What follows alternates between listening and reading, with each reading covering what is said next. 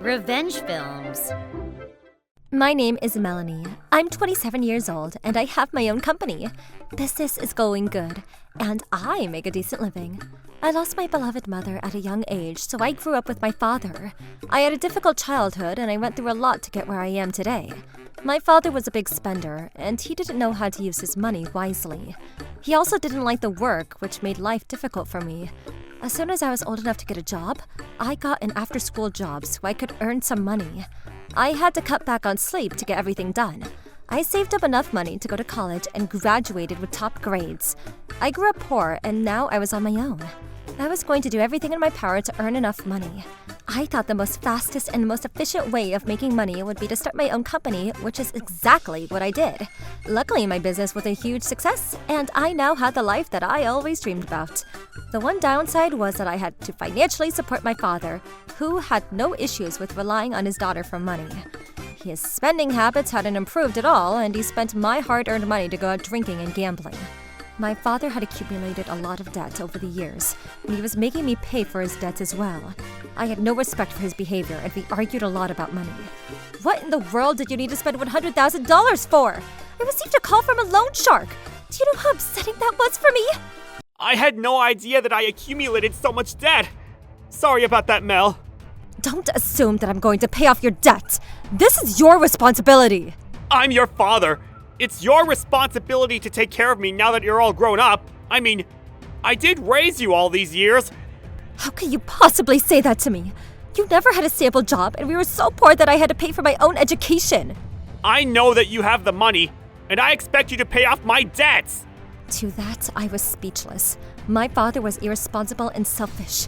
To make matters worse, my father brought over women to our house. She seemed to be a club hostess, and my father introduced her to me. Melanie, meet my fiancée, Karen. What? Karen will be moving in with us from today.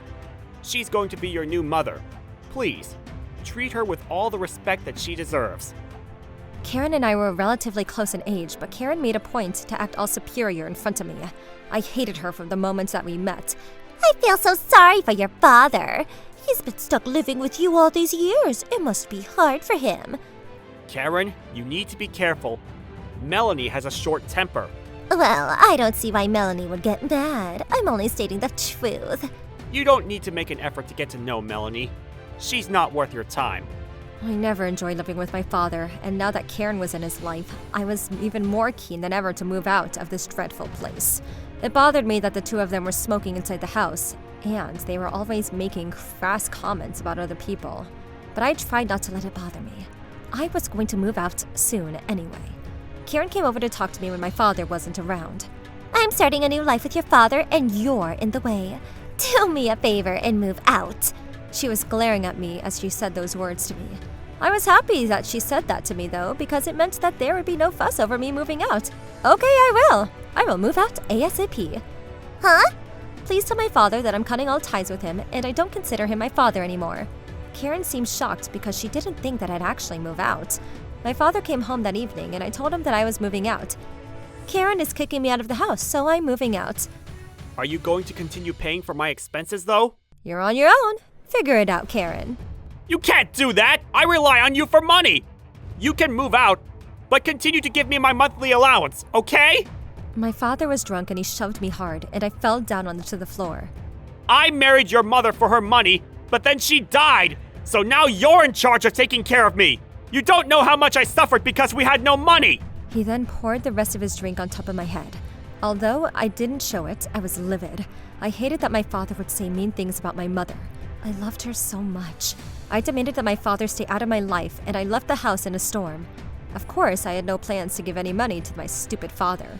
I had finally gotten rid of him and was leading a happy life for the first time in a long time. Because I was now emotionally stable, my business was doing even better. Everything in my life was great, until one day. After a day of work, I came home to see Karen and two police officers standing in front of my building.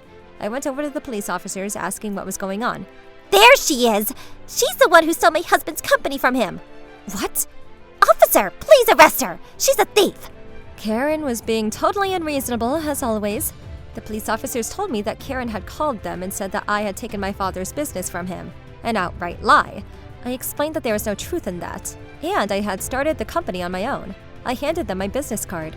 She's lying! How could you do this to your own father? You're a monster! Because of what you did, your father no longer has the money to pay for his living expenses!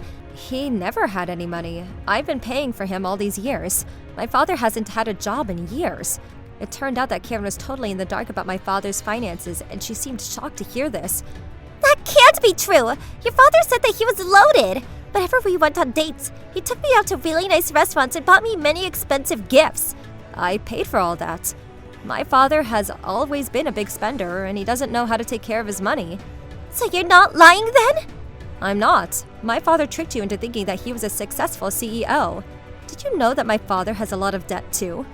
What? He never said anything like that to me! I can't believe this is happening to me right now! I think he spent too much on you as well as gambling.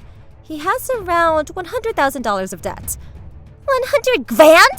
Surely you could pay all that off, right? Perhaps, but I don't intend on doing that. Those debts are my father's, not mine. You're his wife. It's your responsibility to take care of him now. But you're his daughter. How can you betray your father like this? I think there was more that Karen wanted to talk to me about, but I didn't want to be a nuisance to the neighbors, so I ended our conversation there. The following day, my father showed up at my apartment. Melanie, I'm sorry about the other day. Will you forgive me and move back in with us again? If you don't like Karen, I'll divorce her to make you happy. She told me that you lied to her about being a successful CEO. You should be ashamed of yourself. I wanted to impress her, okay? She's half my age, and that was the only way for me to get her to like me. Like I said the other day, I don't consider you to be my father anymore. Please stop bothering me. But what about my debts? How am I supposed to pay that money back? I've been out of work for so long now, and at my age, it's not easy to find a job. Do you expect me to become homeless? I don't really care. Do what you want with your life. Just stay out of mine. Wait, Melanie! Don't do this to me! After my father left, I blocked his and Karen's phone numbers so that they couldn't get in touch with me so easily. I found out later that my father, being a gambling addict, couldn't stop gambling and he accumulated even more debt over a short period of time. Karen felt betrayed because she thought that she had married a successful CEO. But that was not the case. After getting married to my father, she quit her job. She had no idea that she and my father were living off the money that he borrowed from loan sharks. By the time that she realized it was too late. There was too much debt. Karen used up all of her savings to pay back my father's debts. Even after that, they had a hard time paying for their living expenses because they were both out of work. They had no choice but to evacuate their home and wander the streets. A few months later, when I was out for a walk in the park, I saw my father and Karen. They appeared to be homeless and slept in the park bench. Their clothes were dirty and their hair was a mess. They had also lost a lot of weight. They were almost unrecognizable. But I wasn't going to go talk to them. I walked past them and went on with my life. I was enjoying my life and everything was going great. I recently started seeing this man that also runs his own company, and we got along really well. We have a lot in common, and we motivate each other to do well in business. I think if my father had still been in my life, I wouldn't have had the motivation to go out and date people. I was grateful that I was in a much better place now. I made the right choice in cutting all ties with my toxic father. How was today's video? If you enjoyed it, please subscribe, like, and leave a comment. Stay tuned for more.